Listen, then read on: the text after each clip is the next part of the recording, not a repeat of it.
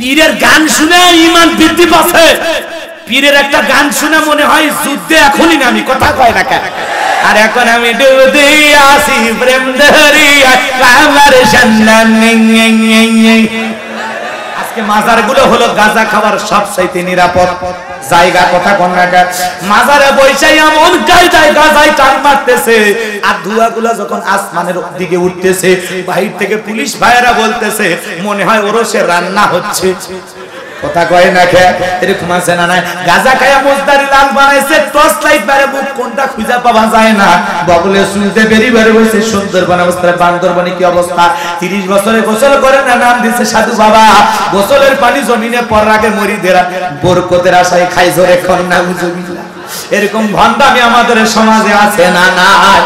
৬৫,০০০-এরও বেশি পীর, এক পীরের সাথে আরেক পীরের জিকির বনে না। কেউ খালি এরকম মারতেছে, আছে না? নাই।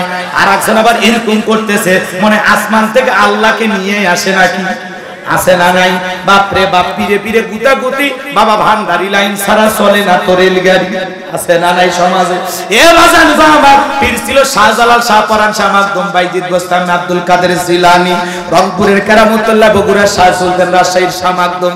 বড় বড় আল্লাহ ওয়ালাদের মাধ্যমে এই জমিনে ইসলামের প্রচার প্রসার হয়েছে। পীর ছিল শাহজালাল, খানকায় পীর, রাজপথে বীর, নারায়ে তাকবীর হুঙ্কার দিয়েছে, গৌর গোবিন্দ ধুতি খুলে বিদায় নিয়েছে, কথা কোন ঠিক কেনা? ছুটে আয় শাহজালালের নির্ভীক সৈনিকেরা, খতম কর গোবিন্দেরই সেলা চামুন্ডা গুলা। ছুটে আয় শাহজালালের নির্ভীক সৈনিকেরা, খতম কর গোবিন্দেরই সেলা চামুন্ডা গুলা। ওলিদের পাক ভূমিতে, ওলিদের পাক ভূমিতে বিপ্লবেরই মশাল জ্বালা। ছুটে আয় শাহজালালের নির্ভীক সৈনিকেরা, খতম কর গোবিন্দেরই সেলা চামুন্ডা গুলা। শাহজালালের স্বপ্ন ছিল আল কোরআনের জ্বলবে আলো, মারহাবা। শাহজালালের স্বপ্ন ছিল আল কোরআনের জ্বলবে আলো, সেই আলো জ্বালিয়ে দিতে, সেই আলো ছড়িয়ে দিতে বিপ্লবেরই মশাল জ্বালা। ছুটে আয় শাহজালালের নির্ভীক সৈনিকেরা, খতম কর গোবিন্দেরই সেলা চামুন্ডা গুলা। পীরের গান শুনে ইমান বৃদ্ধি পাচ্ছে। পীরের একটা গান শুনে মনে হয় যুদ্ধে এখনই নামি, কথা কয় না কেন? আর এখন আমি ডুবে আসি প্রেম দরিয়া আমার সন্ধান। আছে না? নাই ভণ্ড, আছে না? নাই।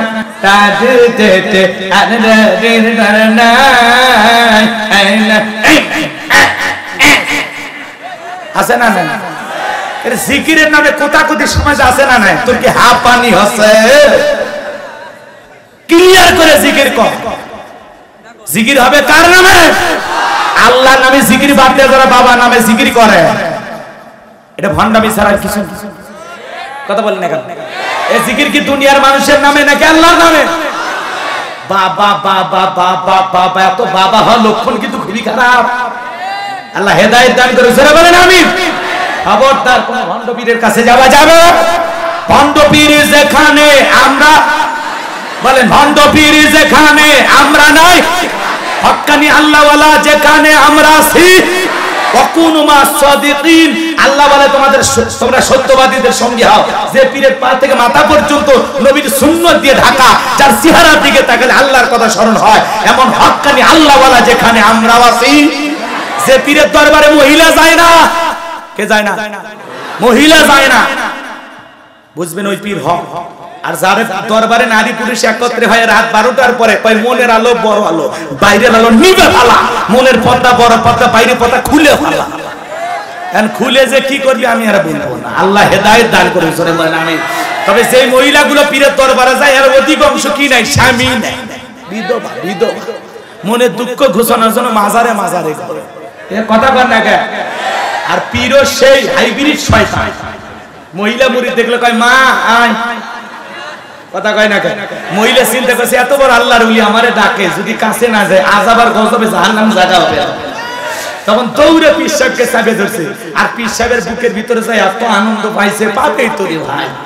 আনন্দ ভাই মনে ঠেলা গান গায়, বাবা আমি তোমায় ভালোবাসি, তোমার শরণ তুমিতে বাবা, তোমার কাছে আসি গো বাবা, আমি তোমায় ভালোবাসি।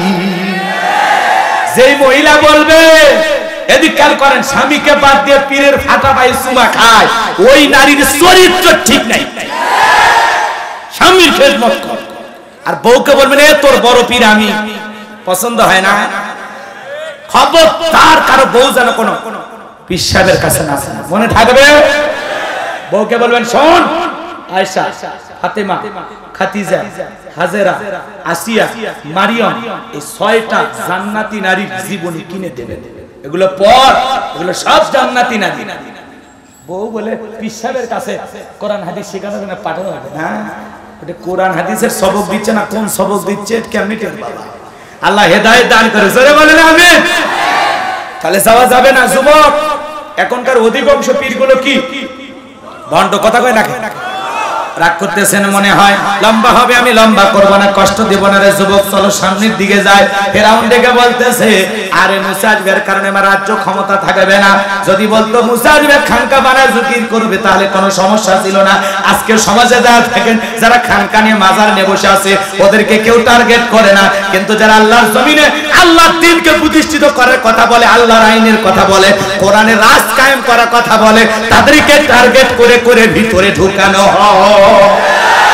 একই কালেমার দাওয়াত, কেউ দাওয়াত দিয়ে রান খায়, মোটা মোটা হাদিয়া পায়, আর একই কালেমার দাওয়াত দিয়ে কেউ ভাগ্যে জেলখানা রুটি চটে, কথা বলেন ঠিক কিনা?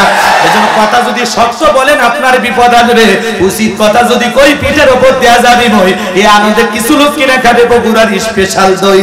সত্য কথা বলতে হলে যেতে হবে কারাগারে, এমন আতঙ্ক আজ বাংলার ঘরে ঘরে। তবুও সত্য বলতে চাই, দুনিয়ার জালেমদের করি না ভয়, আমি ইসলামের দুশমনদের করি না ভয়। আল্লাহর জমিন, আল্লাহর কোরআনের হক কথা বলতে গিয়ে যদি কখনো বিবির কাছ থেকে বিদায় নেওয়া লাগে, সন্তানদের কাছ থেকে বিদায় নেওয়া লাগে, মাথায় কাপড়ের কাপড় বেঁধে হলেও, হামাগুড়ি দিয়ে হলেও আল্লাহর জমিনে হক কথা বলছি, বলেই যাবো। কোন বাতিলের ভয়ে কোরআনের কথা গোপন হবে না।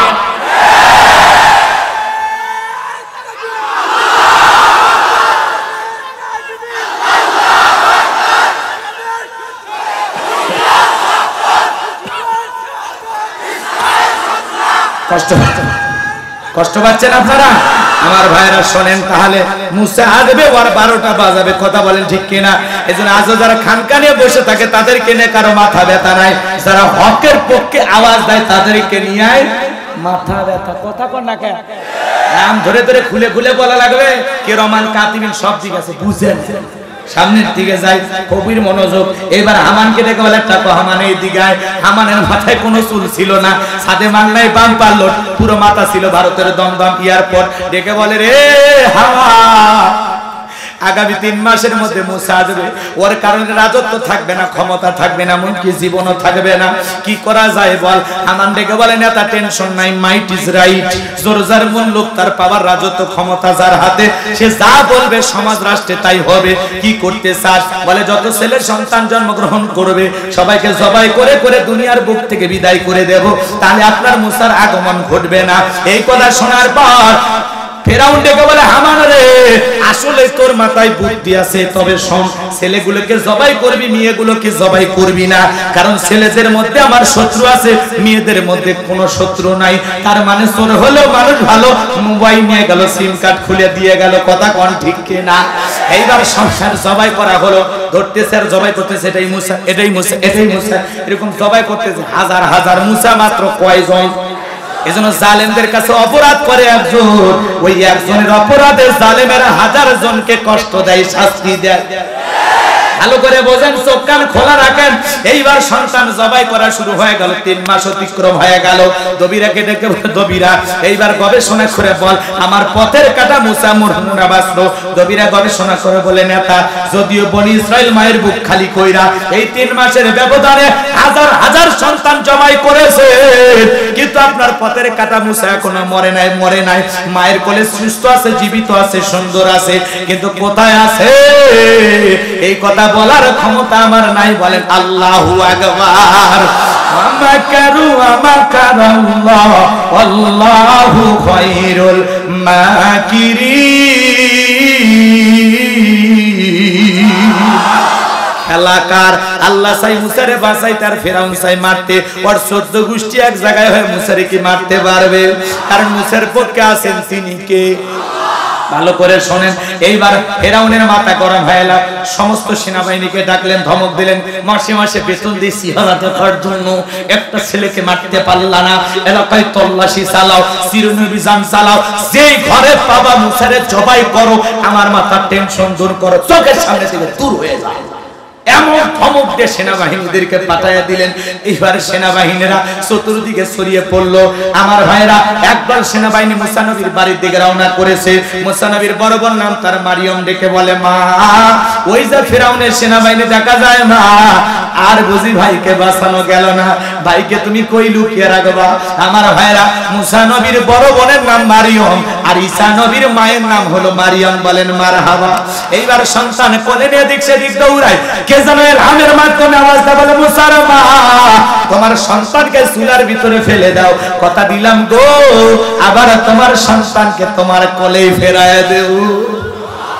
আর দেরি করলেন না, তাই করলেন। ফেরাউনের সেনাবাহিনী পুরো বাড়ি সার্চ করলেন, তল্লাশি চালায় চলে গেলেন। এইবার মুসা নবীর মা চুলার কাছে যা দেখে মুসা নবী চুলার ভিতরে পড়ে মুস্কি মুস্কি হাসে, বলেন সুবহানাল্লাহ। আমার ভাইরা, এইবার সন্তানকে কোলে নিয়ে মুসা নবীর মা টেনশনে পড়ে গেলেন, সন্তানকে আমি কি করব? আবারও কে যেন ইলহামের মাধ্যমে আওয়াজটা বলে, মুসার মা তোমার ছেলেকে একটা সিন্ধুকের ভিতরে তুলে দরিয়ার বুকে ভাসায় দাও, কথা দিলাম গো আবার তোমার ছেলেকে তোমার কোলেই ফেরায় দেব। বলে আল্লাহু আকবার। মুসা নবীর মা টেনশনে পড়ে গেলেন, সিন্ধুক পাবেন কোথায়? সকালবেলা কে যেন দেখে বলে, মিস্ত্রি লাগবে মা, মিস্ত্রি লাগবে। এরকম ভাবে আমাদের সমাজেও ডাকে কিনা? কাঁচা তরি তরকারি লাগবে মা বোনেরা, 3 পিস লাগবে, লুঙ্গি লুঙ্গি লাগবে, এরকম ডাকে কিনা? তো মিস্ত্রি ডেকে বলতেছে, মা মিস্ত্রি লাগবে, আমি একজন মিস্ত্রি। মুসা নবীর মা ডেকে বলে, মিস্ত্রির দিকে আসো। জীবনে কোনোদিন কেউ তো এভাবে চিল্লায় না, তাহলে শুনে যাও তুমি কি বানাইতে পারো। মিস্ত্রি ডেকে বলে, মা আপনি যদি মনে করেন এমন একটা সিন্ধুক আপনার দরকার, যেই সিন্ধুকের ভিতরে আপনার সন্তানকে তুলে দরিয়ার বুকে ভাসায় দিবেন, আপনি চাইলে আমি এরকম সিন্ধুক বানায় দিতে পারি। এই কথা যখন বললেন, মুসা নবীর মা ডেকে বলে, মিস্ত্রি তুমি তো আমার মনের কথাই বলেছো, এরকম একটা সিন্ধুকে তোমার প্রয়োজন। ডেকে বলতেছে, মা ভিতর থেকে পানি নিয়ে আসে, আমার কিছু যন্ত্রপাতি আছে ধার দেওয়ার জন্য পানি লাগতে পারে, আবার না হলেও চলবে, আপনি একটু ভিতর থেকে আসেন। এইবার পানি নিয়ে আইসা মুসা নবীর মা তাকায় দেখে মিস্ত্রি সুন্দর একটা সিন্ধুক বানায় দাঁড়িয়ে আছে। বলেন আল্লাহু আকবার। এইবার সিন্ধুকটা হাতের মধ্যে দিয়ে মিস্ত্রি দৌড়ায়, 1 পা 2 পা যখন দৌড়ে পালিয়ে যায়, একেবারে মিস্ত্রি এই বিপদের দিনে এত বড় উপকার করলা, তোমার পারিশ্রমিকের দাম কি নিবা না? লোহার পয়সা কি নিবা না? কাঠের পয়সা কি নিবা না? মিস্ত্রি ডেকে বলে, মা যারা বিপদে পড়ে আমি তাদের উপকার করি, বিনিময়ে কোনো টাকা পয়সা গ্রহণ করি না। বলেন আল্লাহু আকবার। এইবার মুসা নবীর মা ডেকে বলে, মিস্ত্রি এই বিপদের দিনে এত বড় উপকার করলা, পারিশ্রমিকের দামও নিবা না, লোহার পয়সাও নিবা না, কাঠের দামও নিবা না, অন্তত তোমার নামটা বলে যাও, মাঝে মাঝে তোমার কথা মনে বলে আমি আল্লাহর কাছে তোমার জন্য দোয়া করব। মিস্ত্রি ডেকে বলে, মা আমি দুনিয়ার কোনো সাধারণ মিস্ত্রি না, আমি আল্লাহর ফেরেশতা, আমার নাম হলো জিবরাইল। আল্লাহু আকবার। এইবার সিন্ধুকের ভিতরে পয়গম্বরকে তুলে দরিয়ার বুকে ভাসায় দিলেন। আর মেয়ে মারিয়ামকে বলে, মা বাঁচতে বাঁচতে আমার কলিজার টুকরা ছেলেটা কই যায় খবর নিয়ে আসবি। লম্বা ঘটনা আমি লম্বা করব না। সিন্ধুক ভাসতে ভাসতে চলে আসতে ফেরাউনের ঘাটে। ওই দিন বিকাল বেলা ফেরাউন তার প্রিয়তমা স্ত্রী আসিয়াকে নিয়ে আসতে সমুদ্রের সৈকতে হাওয়া খাইতে। বলেন মারহাবা। ফেরাউন কাফের হওয়ার পরে বউকে নিয়ে বিনোদন করতেন, আর আপনি আমি মুসলমান হওয়ার পরেও বউকে নিয়ে বিনোদন করি না। মাঝে মাঝে বউকে নিয়ে হালাল বিনোদন করবেন, কক্সবাজার সমুদ্রের সৈকতে চলে যাবেন, রাঙ্গামাটি খাগড়াছড়ি বান্দরবন চলে যাবেন, মাঝে মাঝে পিকনিক স্পট গুলোতে যায় বউরে নিয়ে একটু আনন্দ করবেন। কথা কয় না? আমি কি বলেছি? বোরকা বাদ দিয়ে বেপরদায় নিয়ে যান, তাই কি বলেছি? বোরকা পরে পর্দা করে বিনোদন করেন, কোনো সমস্যা নাই। কিন্তু আমি তো বলি নাই বউকে নিয়ে কক্সবাজারে যা হাফ প্যান্ট পরে গোসল করেন, তা তো আর বলি নাই। এক কথা কয় না কেন? হালাল বিনোদন করা যায়, মাঝে মাঝে বিবিকে সময় দিবেন। কথা কয় না কেন? আপনি যখন একেবারে সময় দিবেন না, দেখবেন অন্য মানুষের সাথে সময় দেওয়ার চেষ্টা করবে। কথাকে বোঝেন নাই? এজন্য যুবকরে বউকে ভালোবাসতে হবে, বউ মহাব্বতের জিনিস, কথা কয় না? আজকে দাম্পত্য জীবনে আমাদের সুখ নাই, শান্তি নাই, কারণ রাসূলের সুন্নত নাই, কথা কন নাকি আপনারা? একটা সুন্নত আমাদের পরিবারে নাই। স্বামী স্ত্রীর মধ্যে সালাম আদান প্রদান করা কি সুন্নত কিন্তু আছে। আল্লাহ রাসূল আম্মা জান আয়েশা থেকে বলে, নবীজি প্রত্যেক দিন আমাকে সালাম দিতেন, আমি চেষ্টা করতাম রাসূলকে আগে দেব, কিন্তু কোনোদিন পারি নাই। দয়ার নবী আমারে আগে সালাম দিতেন। বলেন আল্লাহু আকবার। আল্লাহ রাসূল যদি তার স্ত্রীকে সালাম দিতে পারেন, আমরা পারবো না? আসসালামু আলাইকুম রহিমা, কেমন আছো সোনা? ঘরের দরজাটা খোলো না, আমি তোমার লেটনের বাপ, তোমার দিওয়ানা। বউ খুশি হয়ে দরজা খুলবে, কথা বলেন ঠিক কি না? কিন্তু আপনি ছোট লোক, আপনি সারাল, আপনি ছোট লোক, আপনার ব্যবহার খারাপ, আপনি দুনিয়ার সব মানুষের সাথে ভালো ব্যবহার করেন, আর ঘরে দরজা যায় জানোয়ারের মতো চিল্লান, এই রুবেলের মা দরজা খোল, না হলে দরজা ভাঙে ফেলে দেবো, আজকে তোর পিঠের উপর কি যে হবে রে। বউ ভিতর থেকে এটা স্বামী না শিখে না আসরাই, মানুষের কাছে যাও, গল্প করে, রে আমার বউ আমার বাঘের মতো ভয় পায়। বাঘ কি প্রাণী? কি প্রাণী? পশু, জানোয়ার। তার বউ, তোমার বউ তোমাকে জানোয়ারের মতো ভয় পায়, কথা কয়? এগুলা নাম বীরত্ব না। বউয়ের সাথে মেশা, খুশিতে মেশা, স্ত্রী সুখে দুঃখে পাশে থাকা, স্ত্রী ভালো টাইম খারাপ টাইম সব সময় পাশে থাকা, এরই নাম স্বামী, কথা কয় না? ওনাকে স্ত্রী বাঘের মতো ভয় পায়। বউ পেটানে হাসবেন, যারা বউ পেটে এরা ছোট লোক। কোন সভ্য ভদ্র পুরুষ বউকে মারে না, বউ ভালোবাসার জিনিস। চারটা সুন্নত আছে, আমল যদি করেন দাম্পত্য জীবনে খালি শান্তি আর শান্তি। শুনবেন, একটু অপেক্ষা করেন, একটু অপেক্ষা করুন, কষ্ট চাপবে না। এই চারটা সুন্নত যদি আমল করেন, তাবিজ লাগবে না, কোন হুজুরের পানি পড়া লাগবে না, গোলাম রব্বানির এই চারটে কথাই যথেষ্ট। আল্লাহু আকবার বলে। শোনেন, স্ত্রী ভালোবাসার জিনিস, পরে বলতেছি। বউকে ভালোবাসে না, এদিকে খেয়াল করেন। মাঝে মাঝে খুশি হয়ে বইয়ের হাতে 50-100 টাকা দেবেন, সোনা পাখি তোমার জন্য কিছু আনতে পারি না, তোমার মনে চাইলে এগুলো দিয়ে কিছু কিনে খাইও, কথা কয় না? কথা কয় না? আরে বইয়ের হাতে টাকা দেওয়া মানে বাংলাদেশ ব্যাংকে টাকা জমা রাখা, বোঝেই না। নিয়মিত দিতে থাকেন, দেখবেন অনেকগুলো টাকা জমা আছে না? নাই? রাগ করেন না, মন খারাপ করেন না। যুবকরে সামনের দিকে যায়। স্বামী স্ত্রী দাম্পত্য জীবনে চারটা সুন্নত খুব জরুরি, আমি বলবো। লম্বা হবে, আমি লম্বা করব না, সংক্ষিপ্ত করে বলে দেব। এদিকে একটু খেয়াল করে কথাগুলো শোনেন। সিন্ধুক ভাসতে ভাসতে চলে আসছে ফেরাউনের ঘাটে, সেনাবাহিনী তুলে নেতার সামনে নিয়ে গেছে। ফেরাউন বলতেছে, সিন্ধুকটা খোলো তো দেখি। সিন্ধুকটা যখন খোলা হলো, সবাই তাকায় দেখে সিন্ধুকের ভিতরে মনে হয় পূর্ণিমার চাঁদ উদয় হয়েছে। আরো জোরে বলেন সুবহানাল্লাহ। সবার চোখ শীতল হয়ে গেল। ফেরাউন ডেকে বলে, তরবারিতে জবাই করে, এটাই মুসা। আসিয়া বলে, থামো, খালি মারা শিখছি, এত মারা মারলা, তাও কি তুমি শান্তি পাইলা না? স্বামী গো, এই বাক্সের কাঠের দিকে তাকায় দেখো, এই সিন্ধুকের কাঠের দিকে তাকায় দেখো, এমন কাঠ কি তোমার দেশে পাওয়া যায়? এবার ফেরাউন কাঠটা নাড়িয়ে ছাড়িয়ে বলতেছে, বিবি রে, এরকম কাঠ তোমার বাপ দাদা 14 গোষ্ঠীও দেখে নাই। আসিয়া তখন ডেকে বলতেছে, স্বামী গো, এটা ভিনদেশী কারো সন্তান, বাঁচতে বাঁচতে আমাদের দেশে আসে, তুমি মন খারাপ করো না। এই ছেলেটাকে আমরা আমাদের পালক পুত্র হিসেবে লালন পালন করব। স্বামী গো, এই ছেলেটাকে আমি আমাদের ছেলে হিসেবে পালতে চাই। ফেরাউন চিন্তা করে, এতগুলো মারলাম, একটা বউ বায়না করেছে, ঠিক আছে যা, মানে নিলাম। অনেক কঠিন স্বামীও মাঝে মাঝে বইয়ের কাছে কি হয়, দুর্বল হয়, কথা ঠিক কিনা? এইবার মুসা নবীকে লালন পালনের দায়িত্ব তারা নিল।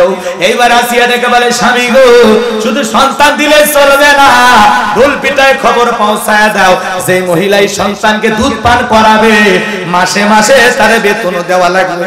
ফেরাউন মনে মনে ভাবে, সন্তান হইতে না হইতে আবার খরচ, ঠিক আছে, কথা বোঝেন নাই। ঢোল পিঠে খবর পৌঁছায়া দেওয়া হলো। হাজার হাজার মহিলা মুসা নবীকে দুধ পান করার জন্য কোলে নিয়ে স্তনে মুখ লাগায়া দেয়। আল্লাহ নবী মুসা কোন মহিলার স্তনে দুধ পান করলো না। বলেন আল্লাহু আকবার। লম্বা কথা আমি লম্বা করব না, সংক্ষিপ্ত করে বলে দিয়ে যায়।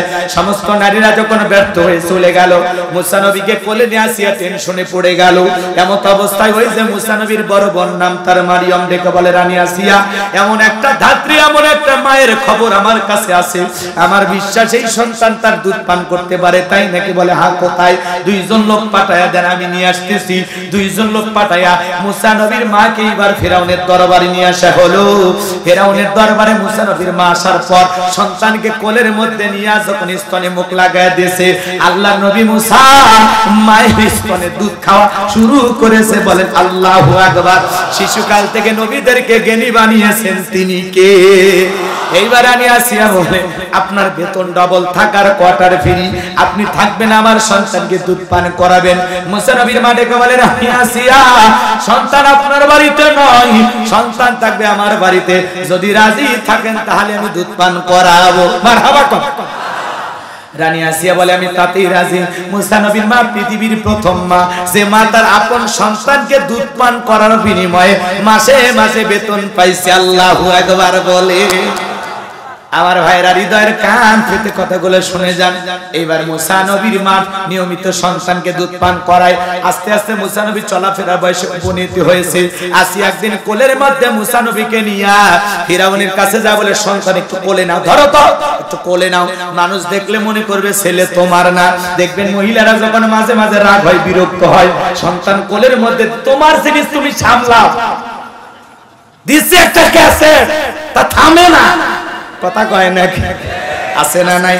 মহিলারা খেপে গেলে দেখবেন না গয়া, ছেলে হোক মেয়ে হোক, এক না মেরে আপনার কোলে দেয় না। আপনাকে ওগুলো দিছে কি না জানি না, মাঝে মাঝে আমাদের সাথে এরকম হয়। কথা কয় না কে? হৃদয়ের কান পেতে কথাগুলো শোনেন। মা বোনেরা যখন বেশি বিরক্ত হয়ে যায় তখন রাগ করে সন্তান কোলের মধ্যে দিয়ে বলে বাপ হইছো, একটু সন্তানকে একটু কোলে না। এই সন্তান কোলে নিতে আমার মাজা গেল, আর বাপ একটা ঘন্টার জন্য সন্তান নেয় না। ঝগড়া লাগে না এরকম? কথা কোন লাগে না? লাগে না? হ্যাঁ। এইবার আসিয়া বলতেছে ধরো সন্তান কোলে নাও। মানুষ দেখলে ছেলে মনে করবে তোমারই, ধরো। এই কথা বলে কোলে দিয়া ভিতরে চলে গেছে। মুসা নবীর চেহারা কত সুন্দর, ফুটফুটে, চমৎকার, সুবহানাল্লাহ বলে। মায়ার চেহারার দিকে তাকাইয়া ফিরাউন চিন্তা করছে একটু আদর করি, চুমা খাই। এই নিয়তে যখন ঠোঁটটা বাড়াইছে, 5 মণ ওজনের একটা থাপ্পড় গালের মধ্যে বসায়া দিয়েছে। এক থাপ্পড়ে ফিরাউন চিৎকার মেরে উঠছে। আশেপাশে লোকজন এসে বলেন নেতা তো করে চিৎকার মারলেন, ব্যাপারটা কি? ছেলে যে থাপ্পড় মারছে কথার জনগণকে বললে কি ইজ্জত থাকে? বলে আমি আমনি চিল্লাইছি, তোদের কি ডাকছি? চাও সরে যা চোখের সামনে থেকে। ওদেরকে তাড়ায়া দিয়া বলে রানী আসিয়া আয় আয় আয়, তাড়াতাড়ি আয়, এর চোখে মুখে যে আগুন দেখছি এ মুসা ছাড়া কেউ না, তরবারিটা দে জবাই করি। আসিয়া বলে কি হইছে? কই ছেলে আমারে থাপ্পড় মারছে। আসিয়া বলে ঢং করা জায়গা পাও না, এই ছোট মানুষ তোমারে থাপ্পড় মারছে। ফেরাউন ডেকে বলে বিবি রে কেমনে তোরে বুঝাবো, গাল তো তোর ছিল না, গাল ছিল আমার। মজা কি আমি টের পাইছি। মারহাবা। আমার ভাইয়েরা লম্বা ঘটনা আমি লম্বা করব না। ছোটবেলায় এক থাপ্পড়ে ওজন টের পাইছে। কথা কয় না? ওজন টের পাইছে না। আল্লাহ বলতেছে কারে তুমি মারবা, যারে মারবা তারে লালন পালনের দায়িত্ব আল্লাহ তোমারে দিয়েছে। কথা কয় না কে? শুনেন, এইবার মুসা নবীর বয়স হয়ে গেল 25 বছরের টকবকে যুবক। তাকায় দেখতেছে ফেরাউনের কিপ্তি আর বনি ইসরাইল দুইজন মানুষ ঝগড়া লেগে গেছে। মুসা আলাইহিস সালাম নিজ সম্প্রদায়ের লোকের পক্ষ নিয়ে বলতেছে এ কিপ্তি, সব জায়গায় নিয়ে তার গরম দেখাস, আছে না? আছে না? কথা কয় না কে? কাইমি উমুক নেতার আপন খালাতো বোন, তার ছোট মেয়ে বিয়ে করেছে, কি হাইব্রিড করেছে। কথা কয় না কে? কথায় কথায় মানুষকে কে আমাকে চিনিস, খায় ফেলে দেবো রে। কি মনে করছে আমরা ভুনে গোস্ত? আছে না? না বাপ রে বাপ, ওর গরমে এলাকায় থাকা যায়। আল্লাহ যদি 3 বার বমি দেয় আর পিছনের দরজা একবার ঢিল করে দেয়, দাঁড়িয়ে থাকতে পারবে না, সিরাজগঞ্জ সদর হাসপাতালে ভর্তি হওয়া লাগবে। কথাটা ঠিক না? এইবার সকালবেলা স্ত্রী দেখতে গেছে, ও সেলিমের বাপ তোমার শরীরের কি অবস্থা? কয় মা তুই দোয়া কর। বড় ছেলে দেখতে গেছে, আব্বা শরীরের কি অবস্থা? কয় ভাই তোমাকে চিনতে পারলাম না। বেশি গরম নেবেন না, বেশি গরম নেবেন না। আল্লাহ যদি পাতলা পায়খানার বমি দেয়, দাঁড়িয়ে থাকার শক্তিও থাকবে। গরম দেখাবেন না, অহংকার করবেন না। মানুষকে মানুষ মনে করেন। কথা বলেন। আপনারা মানুষ, আমরা মানুষ। আজকে আপনার দিন, কালকে আমার দিন। ভাবলেন না, ভাবলেন না। কথা ঠিক কি না? এই দিন দিন নয়, আরো দিন আছে। এই দিন নিয়ে যাবে সেই দিনের কাছে। এদিক শোনেন, সারা জীবন দুঃখের কালো আধার থাকবে না, কেটে অবশ্যই ইসলামের সূর্য উদয় হবে। সেই দিন বেশি দূরে নয়, যেদিন পুরো পৃথিবী মুসলমানেরা শাসন করবে। কথা বলেন ঠিক কিনা?